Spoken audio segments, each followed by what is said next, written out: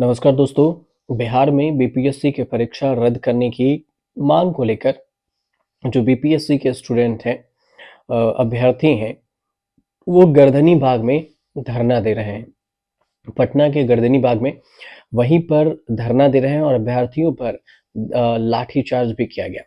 इस सब को लेकर राजनीति भी हुई और आरजेडी जो पूर्व उप मुख्यमंत्री भी हैं तेजस्वी यादव, उन्होंने नीतीश कुमार पर भी हमला बोला और कहा कि बिहार वासी ही नहीं बल्कि देशवासी भी मान रहे हैं कि बिहार में कोई सरकार नहीं है। खराब सरकार को भूल जाएं और यहाँ औसत गवर्नेंस भी नहीं है। इस सब के बीच में उन्होंने करारा हमला बोला और बिहार में कई सारी चीजों को लेकर सवाल उठाया। नीतीश कुमार पर भी सवाल उठाया।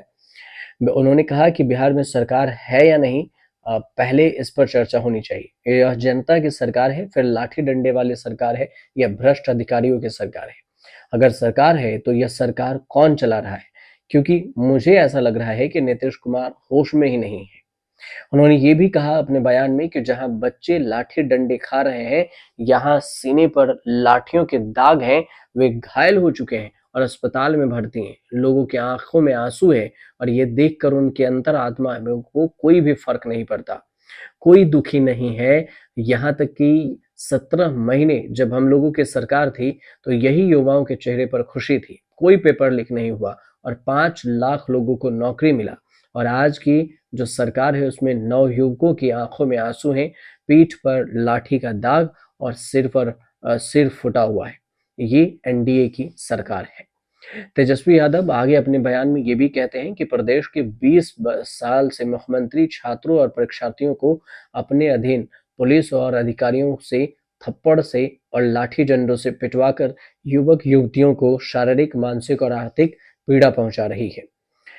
इसके अलावा उन्होंने कहा कि मुख्यमंत्री नीतीश कुमार किसी भी घटना पर सदन में या फिर सचिवालय या प्रेस कॉन्फ्रेंस में एक भी शब्द भी कार्रवाई का नहीं बोलते हैं और इस पर कुछ भी बोलने से वो चुप्पी साधे रहते हैं। तो ऐसा वो क्यों कर रहे हैं?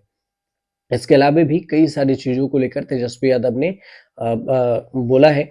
साथ में तेजस्वी यादव के अलावे जो है प्रशांत किशोर ने भी बयान दिया। कहा बीपीएससी पूरे मामले में लीपापोती भी कर रही है और इस सब को लेकर जो है ये भी कहा गया कि वहां पर अभ्यर्थियों जो यहाँ पे धरना दे रहे थे, प्रशांत किशोर जो जन स्वराज के प्रमुख हैं, उन्होंने सरकार को अल्टीमेटम तक दे दिया है और कहा है कि 48 घंटे के अंदर अगर कुछ नहीं करती है तो वो विरोध करेंगे।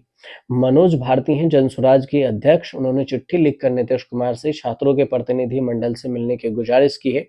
मनोज भारती ने कहा है कि अगर इस विषय में सकारात्मक कार्यवाही नहीं हुई तो पूरा जन स्वराज परिवार छात्रों के साथ आंदोलन में उतरकर परीक्षार्थियों के साथ मुख्यमंत्री से मिलने सीएम कार्यालय पहुंचने को बाध्य हो जाएंगे।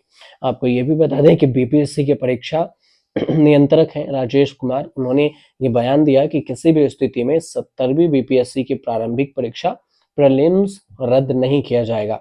हम दबाव में आने वाले नहीं हैं और अभ्यर्थियों को लोग भ्रमित कर रहे हैं। बीपीएससी अपने पुराने फैसले पर कायम है और इस बयान के बाद छात्रों को आयोग के इरादे समझ में भी आ गए और उन्होंने अपनी मांग और भी तेज कर दी है। यहाँ तक कि वे नेताओं और शिक्षकों को भी अपने साथ लेने को तैयार है।